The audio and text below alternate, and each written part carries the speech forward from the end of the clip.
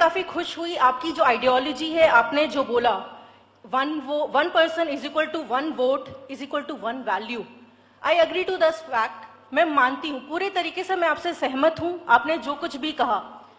इसमें मैं एक चीज बोलूंगी, मुझे यहाँ बैठे हुए कितने लोगों को सिद्धार्थ के बारे में पता है, लेकिन हर किसी को गौतम बुद्ध के बारे में जरूर पता होगा। गौतम बुद्ध एक वो इंसान जो एक आधी रात में अपनी बीवी यशोधरा, अपने बेटे राहुल को छोड़ के घर से निकल गए खोज में शांति के, जिनको आज के डेट में हर कोई बुद्धिज्म को मानता है, फॉलो करता है। उसी तरीके से मैं ये नहीं बोलूंगी कि मैं किसी पर्टिकुलर सपोर्ट करती हूँ या ऐसा कुछ है। I am neutral in terms of that. अगर क्वेश्चन इज दैट, जब एक इंसान घर छोड़ के आधी रात को निकल रहा है, सिद्धार्थ से वो बुद्ध, गौतम बुद्ध बन सकता है, तो अगर कोई दूसरा इंसान अपने घर से अपनी बीवी को छोड़ के अगर निकला है, तो उसके पर्सनल लाइफ पे, let's listen to the question please. उसके व्यक्तिगत जीवन पे कटाक्ष करके आगे बढ़ने में क्या फायदा होगा? आपने जो बाद में चीजें बोली वो करना सही है, वो आगे बढ़ना सही है, हम वही मानते हैं, लेकिन क्या फायदा है किसी के व्यक्तिगत जीवन पे कटाक्ष करके? उससे हम कहां तक पहुंच सकते हैं?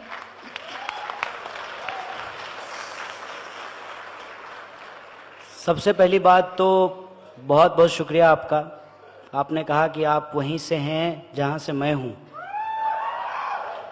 मुसाफिर हूं यारों, न घर है न ठिकाना। हिंदुस्तान है कहीं लोग, उसमें कोई दिक्कत नहीं है। ये जो बात आपने कही है कि 1 person 1 vote 1 value, ये मेरी बात नहीं है, ये बाबा साहब भीमराव अंबेडकर ने कहा है।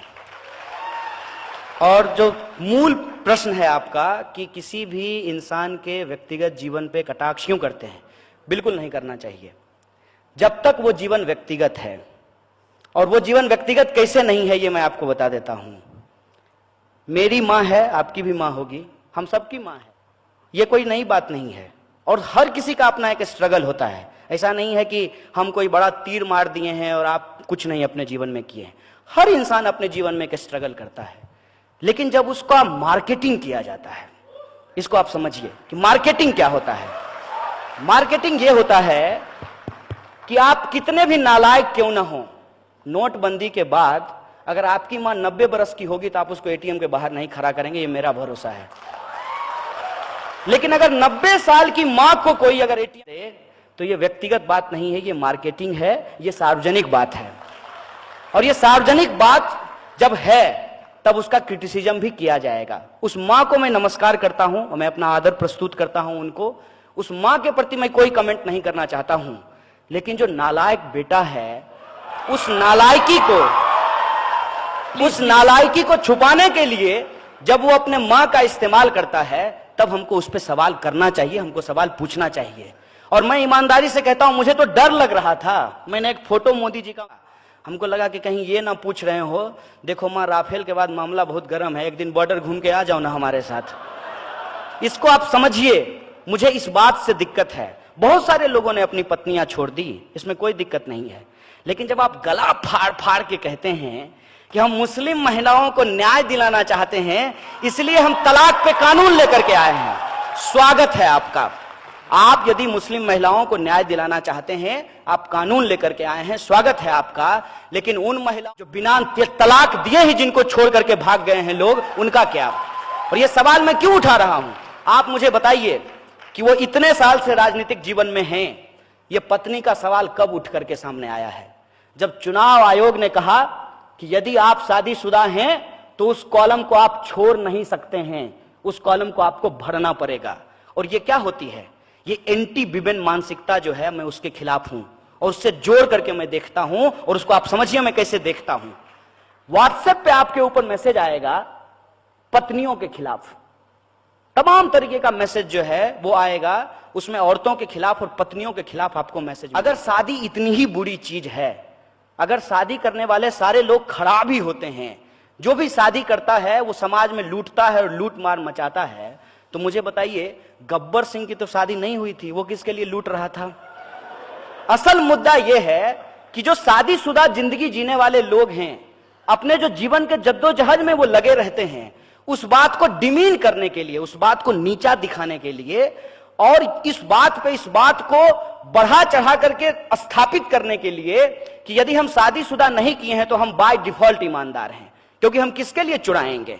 और ये कोई मोदी जी की बात नहीं है। मैं आपको याद दिलाना चाहता हूं, जब अटल बिहारी वाजपेयी प्रधानमंत्री बने थे तब भी यही कहा गया था कि अटल जी किसके लिए चुराएंगे, क्योंकि उनको तो कोई है ही नहीं, वो शादी ही नहीं किए हैं। फिर मोदी जी के लिए यही बोला गया कि वो शादी ही नहीं किए हैं, वो किसके लिए चुराएंगे। और अब योगी जी के लिए बोला जा रहा है कि वो शादी ही नहीं किए हैं तो किसके लिए चुराएंगे। मतलब इस देश में जो लोग शादी कर लिया है वो सिर्फ और सिर्फ चोरी करता है। चंबल के जितने भी डाकू हैं वो शादीशुदा नहीं हैं, वो क्यों लूट रहे हैं ये मुझे समझा दीजिए। ये जो औरत के खिलाफ मानसिकता है, औरतों के खिलाफ जो मानसिकता है, हम उस मानसिकता के खिलाफ हैं। क्यों हम स्वीकार नहीं करेंगे, हमको बताइए। अगर हमने शादी की है तो कोई अपराध किया है क्या, कोई पाप किया है कि हम स्वीकार नहीं करेंगे कि हमने शादी की है। हम इसलिए छुपाते हैं ताकि वो जो हमारा मार्केटिंग है उस मार्केटिंग का पॉइंट कम हो जाएगा। और ये जो मार्केटिंग के पॉइंट हैं, इस पॉइंट पे हमको किसी इंसान को नहीं जज करना है। हमको उस व्यक्ति के, प्रधानमंत्री के बतौर क्या काम है, इस पे हमको जज करना है। लेकिन बतौर प्रधानमंत्री जो वो काम नहीं किए हैं, इसी बात को डाइवर्ट करने के लिए वो माता और पत्नी के पास पहुंच जाते हैं। कौन ऐसा बेटा होता है मुझे बताइए तो, मां का पैर छूते हुए फोटो खिंचवाता है, कैमरा लेकर के मां से मिलने के लिए जाता है। कौन ऐसा बेटा होता है। इस बात को समझिए, मैं उस साजिश के खिलाफ हूं कि जब कोई इंसान अपनी जो हकीकत है उसका मार्केटिंग करके सवाल को गुमराह करने लगे तो इस साजिश को हमको समझना चाहिए। और इस बात से मैं पूर्णतः सहमत हूं कि किसी भी व्यक्ति के व्यक्तिगत जीवन पर कटाक्ष नहीं करना चाहिए। मसलन कोई भी व्यक्तिगत जो बयानबाजी होती है व्यक्तिगत जीवन को लेकर के, उससे बचने का प्रयास करना चाहिए। लेकिन जरूरत इस बात की है कि वो बात व्यक्तिगत हो। सार्वजनिक जीवन में अगर कोई बात है तब उस पर बात बोली जाएगी। हेलो कन्हैया जी, लाल सलाम। कन्हैया जी, मैं थोड़ा सा ओपिनियन रखूंगा, फिर मैं सवाल बताता हूं आपको। नहीं, जल्दी से सवाल कीजिएगा, बहुत जल्दी, सीधे सवाल पे आइए। ओके। कन्हैया जी, आप देखते हैं पूरी दुनिया में धर्म के नाम पे आज अहिंसा फैल रही है, और धर्म जो मतलब कह सकते कि नॉन वायलेंस की बात करता है, लेकिन उसके नाम हिंसा फैलाई जा रही है। तो इस धर्म के नाम पे जो हिंसा होती तो उसको रोकने का सबसे अच्छा काम कम्युनिस्टों ने किया है। तो आप एज ए कम्युनिस्ट, मैं आपको मानता हूं, लेकिन आप एक डेमोक्रेटिक कंट्री में रहते हैं, तो आपको ये इस धर्म के नाम पे जो हिंसा हो रही है, जो लोग पावर में आ गए धर्म के नाम पे और हिंदू धर्म को बदनाम कर रहे हैं। प्रश्न पूछिए। मेरा प्रश्न ये है कि आप इस कम्युनिस्ट, एज ए कम्युनिस्ट, क्या आप आइडियोलॉजी गांधी जी की फॉलो करेंगे इन सब चीजों को खत्म करने के लिए, या लेनिन की आइडियोलॉजी को फॉलो करेंगे? एक बार जो है, देखिए सवाल जो आपने पूछा है बहुत सुंदर सवाल पूछा है। और जैसे वो उस महिला ने सवाल किया ना कि सिद्धार्थ को कोई नहीं जानता है, महात्मा बुद्ध को हर कोई जानता है। वो इसलिए जानता है क्योंकि वो अपनी पत्नी को छोड़ करके चले गए थे।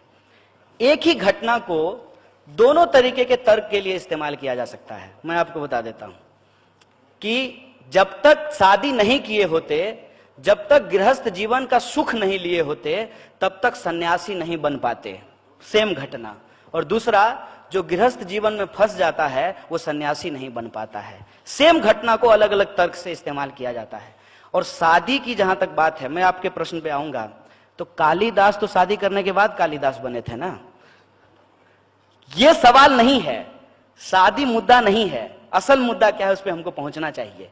ये जो हम लोग बाइनरी बनाना शुरू कर दिए हैं ना, ये बाइनरी हम अपने दिमाग में क्यों क्रिएट करते हैं, इस हकीकत को समझिए। ये एक डिजाइन की तहत हमारे दिमाग को ट्रेंड किया जा रहा है कि हम हर चीज को युग्म में देखें, बाइनरी में देखें। मसलन आप टीवी चैनल खोलिए तो उसमें बीच में आपको एक रेफरी मिलेगा, 3000 पे एक इधर से जो है फाइटर रहता है और 3000 पे उधर से एक फाइटर रहता है, और एक हिंदू की तरफ से फाइट करेगा और दूसरा मुसलमान की तरफ से फाइट करेगा। और गेटअप भी पूरा तैयार करके आता है, बड़ी सी दाढ़ी, टोपी, बड़ा सा चंदन, पूरा गेटअप में आता है। और बीच में वो एंकर जो है वो रेफरी बना हुआ है और आपको हिंदू मुसलमान का फाइट चल रहा है। वो चैनल बदलेंगे तो WWF पे वही हो रहा है, दो पहलवान आपस में लड़ रहे हैं और एक रेफरी बना हुआ है। उसके बाद अगर आप किसी अपने जीवन के दूसरे स्फीयर में जाएंगे तब भी आपको यही फाइट दिखाई देगा। मसलन अरे ये तो मोदी जी का समर्थक है, अरे ये तो मोदी विरोधी है। ऑफिस डिवाइडेड है, घर में जाइए तो आपका डिनर टेबल डिवाइडेड है, पापा मोदी जी के समर्थक हैं, मम्मी मोदी जी की विरोधी हैं। मतलब इस तरीके का डिवीजन आपको हर जगह दिखाई मिलता है। ये जो डिवीजन है, ये डिवीजन गलत है। जीवन ऐसा नहीं होता है। जीवन में दिन और रात के बीच में एक ऐसा वक्त होता है जो ना दिन होता है ना रात होता है। लाइफ में चीजें हमेशा ब्लैक और व्हाइट नहीं होती है, वो ग्रे भी होता है। इसीलिए डेमोक्रेसी को बेस्ट मोड ऑफ पॉलिटिक्स कहा गया है कि इसमें ब्लैक भी है और इसमें व्हाइट भी है और इसमें ग्रे एरिया भी होता है। तो आप ये कह रहे हैं कि धर्म की वजह से हिंसा होती है, मैं ये नहीं मानता हूं। धर्म के लिए हिंसा होती है और हिंसा को टिकाए रखने के लिए धर्म और आस्था का इस्तेमाल होता है। ये दोनों आपस में इस तरीके से जुड़ा हुआ है। और ये जो संबंध हैं, ये जो मैंने आपको बार बार कहा कि जो इनइक्वलिटी है, उस इनइक्वलिटी को टिकाए रखने के लिए धार्मिक और जातीय बहस को जबरदस्ती जिंदा किया गया है। जो हिंसा है इसके आधार पे उसको जबरदस्ती जिंदा किया गया है ताकि इनइक्वलिटी और लूट जो है देश में वो आपको दिखाई नहीं दे। इस देश में एक कंपनी है जो कंपनी प्रत्येक दिन पिछले 1 साल में 300 करोड़ रुपया कमाई है, रोज 300 करोड़ रुपया कमाई है। और आपको यह लगे कि अरे वो तो भाग्यशाली है क्योंकि उसकी मां का कोख जो है वो वीआईपी है, और हम तो भाग्यशाली नहीं है क्योंकि हमारी मां का कोख वीआईपी नहीं है। जबकि आपकी मां ने भी आपको 9 महीने पेट में रखा है, उसकी मां ने भी उसको जो है 9 महीने ही कोख में रखा होगा, लेकिन वो वीआईपी हो गया पैदा होते ही और हम जो है दलित हो गए पैदा होते ही। ये जो डिफरेंसेज है, इस डिफरेंसेज को टिकाए रखने के लिए धर्म का इस्तेमाल होता है। वरना आप किसी भी रिलीजियस टेक्स्ट को जाकर के पढ़ लीजिए, वो मानवता की बात करता है, मानव मुक्ति के कल्याण की बात करता है। लेकिन ये सवाल आज हमारे सामने नहीं आ रहे हैं। हमारे सामने सवाल क्या आते हैं, जैसा आपने प्रश्न किया वैसा ही एक प्रश्न मुझे पूछा गया। एक मुसलमान लड़के ने कहा कि लोग मुझे बार बार कहते हैं कि कुरान मानते हो कि संविधान मानते हो। तो हमने उसको कहा था कि ये संविधान ही आपको आपका कुरान मानने की इजाजत देता है, और आपका कुरान कहता है कि जिस देश में रहते हो उस देश का कानून सबसे ऊपर होता है। तो मुझे बता दीजिए कि एक दूसरे का कॉन्ट्राडिक्टरी कहां है। ये गीता क्या कहते हैं? गीता में लिखा हुआ है कि कर्म ही पूजा है, कर्म ही भगवान है। तो मेरे लिए पूजा क्या होगा? मेरे लिए पूजा मंदिर में जाकर के घंटी बजाना नहीं होगा। मेरे लिए पूजा यह होगा कि हम सही तरीके से पढ़ें, ईमानदारी से पीएचडी करें और ईमानदारी से अपनी पीएचडी लिख करके जमा कर दें। हम कर दिए हैं। जो मीडिया के लोग हैं उनके लिए कर्म क्या होगा कि वो ईमानदारी से मीडिया का जो एथिक्स है उसको फॉलो करें। जो जवान है उनका कर्म क्या है कि वो बंदूक लेकर के सीमाओं की रक्षा करें। जो किसान है उनका कर्म क्या है कि वो अनाज पैदा करें।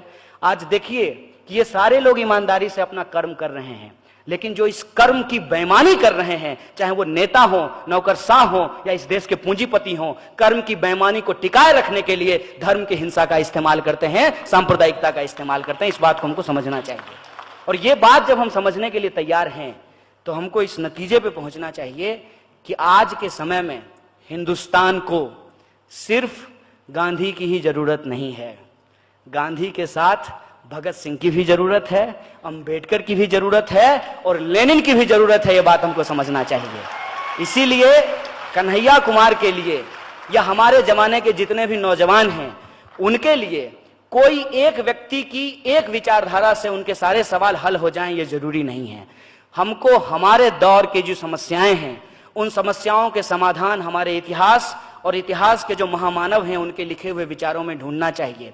क्योंकि बाबा साहब भीमराव अंबेडकर ने एक बात कही है कि जो इतिहास नहीं जानता वो इतिहास नहीं बनाता है। इसीलिए हम कभी भी दो जो महान व्यक्ति हैं उनके बीच में कुश्ती लड़वाने के खिलाफ हैं।